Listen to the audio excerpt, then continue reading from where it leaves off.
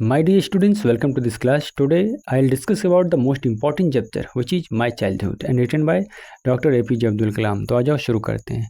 पहला पंक्ति, doctor APJ Abdul Kalam was born in 1931। Doctor APJ Abdul Kalam का जन्म 1931 में हुआ था। He specialized in aeronautical engineering. उन्होंने एरोनॉटिकल इंजीनियरिंग में विशेषता हासिल की थी from Madras institute of technology, और उनको ये शिक्षा मद्रास इंस्टीट्यूट ऑफ टेक्नोलॉजी से मिला। आफ्टर वर्किंग फॉर 2 डिकेड्स इन इसरो, इसरो में उन्होंने 2 दशक तक काम किया। उसके बाद कहिएगा सर इसरो क्या है? तो इसरो भारत का वैज्ञानिक संस्थान है।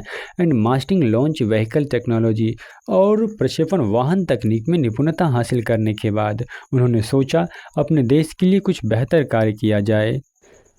Doctor Kalam took up the responsibility of developing indigenous guided missile. तो उन्होंने देसी निर्देशित मिसाइलों के विकास की जिम्मेदारी संभाली और सोचा कि हमारे देश में भी यहाँ मिसाइल बनाए जाएंगे। At the defence research and development programme, और यह काम रक्षा अनुसंधान व विकास कार्यक्रम के अंतर्गत आता था। He was responsible for building indigenous capability and critical technology. वे स्वदेशी क्षमता और महत्वपूर्ण तकनीकों के निर्माण के लिए जिम्मेदार थे।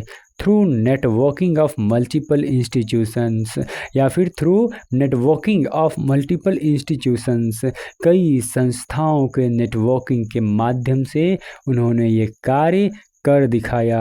Development and operationalizations of Prithvi and Agni missiles कहते हैं, साथ ही साथ उन्होंने पृथ्वी और अग्नि मिसाइल के विकास और उन्हें परिचालन करने का कार्य भी किया। फ्रॉम जुलाई 1992 टू दिसंबर 1999, जुलाई 1992 से लेकर के 1999 तक ही was appointed scientific adviser defence minister. कहते हैं कि उन्हें रक्षा मंत्री के वैज्ञानिक सलाहकार के रूप में नियुक्त किया गया। And was secretary department of defence research and development, और वे रक्षा अनुसंधान व विकास विभाग के सचिव भी थे। ये सभी चर्चा कब से कब तक की है? तो जुलाई 1992 से लेकर के दिसंबर 1999 तक की चर्चा है। Pokhran second nuclear test which made India a nuclear weapon state. कहते हैं कि पोखरण सेकंड जो भारत को एक परमाणु संपन्न राष्ट्र बनाने वाला था, were carried out under him, उनके नेतृत्व में ही किया गया।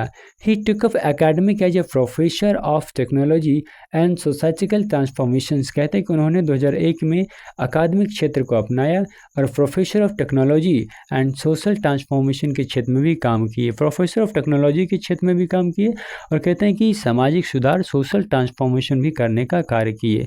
अब ये सारी चीज़ें कहाँ हो रही थी? इन अन्ना यूनिवर्सिटी में, अन्ना विश्वविद्यालय में, चेन्नई में जो पढ़ता है 2001। ठीक है, अब देखो, he has on many awards including. कहते हैं कि उन्होंने कई मान सम्मान उनको मिला, उनमें शामिल किया जाता है पद्म भूषण 1981, पद्म विभूषण 1990, भारत रत्न 1997। ये सारे पुरस्कार उनको मिल चुके हैं। अब देखिएगा, he became the 11th president of India on 25 जुलाई 2002। कहते हैं कि 25 जुलाई 2002 को भारत के 11वें राष्ट्रपति वे बनाए गए। And successfully completed his 5-year terms as the president of India, और उन्होंने सफलतापूर्वक अपना 5 साल का कार्यकाल पूरा किया। इन माई चाइल्डहुड, और ये जो चैप्टर है my childhood, taken from his autobiography wings of fire. ये कहाँ से लिया गया है? तो उनकी एक आत्मकथा है जिसका नाम विंग्स ऑफ फायर है, वहीं से ये लिया गया है। My dear students, wings of fire जो है उनकी आत्मकथा है, और आत्मकथा का मतलब होता है उन्होंने अपने हाथों से लिखा है, खुद ही लिखा है। ठीक है, किसी और से नहीं लिखवाया, या फिर कह लो कोई और लेखक इनके बारे में नहीं लिखा है, खुद ही लिखे हैं, तो वो ऑटोबायोग्राफी है। यदि कोई और राइटर लिखते तो वो बायोग्राफी हो जाता, जीवनी हो जाता। माई चाइल्डहुड, और चैप्टर का नाम अपना माई चाइल्डहुड रहने वाला है, ये जो विंग्स ऑफ फायर से लिया गया है। He focus on he childhood days, और इस चैप्टर में उन्होंने अपने बचपन के दिनों को याद दिलाया है। इसी विषय वस्तु को ध्यान में रख करके उन्होंने इस चैप्टर को लिखे हैं। तो बाकी अब तक आपने देखा अबाउट राइटर, कंप्लीट जानकारी लेखक के बारे में, डॉक्टर APJ अब्दुल कलाम के बारे में आपके पास है।